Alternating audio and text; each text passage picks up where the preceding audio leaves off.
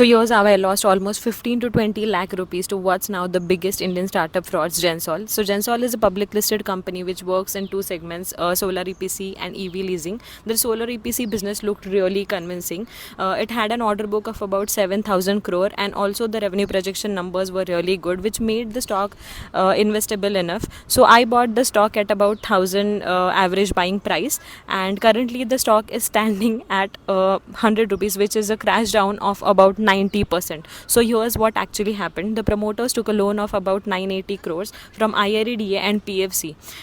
This loan was taken by pledging almost 80% of Gensol's equity, mind you, which is a public listed company, and the loan was taken to procure EVs and lease them to Blue Smart, which is their privately owned company.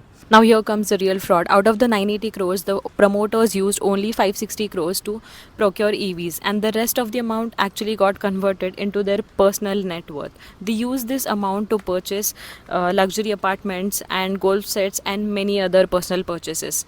In short, they used a public company like their own piggy bank. The founders not only produced fake documents, but also they made fake announcements about pre-orders and manufacturing activity at their EV plant. Soon they were not able to repay the loan and got defaulted, and that is exactly when the bank started dumping all the pledged shares into the market, triggering back-to-back lower circuits, hence trapping the retail investors and all the people who trusted Blue Smart.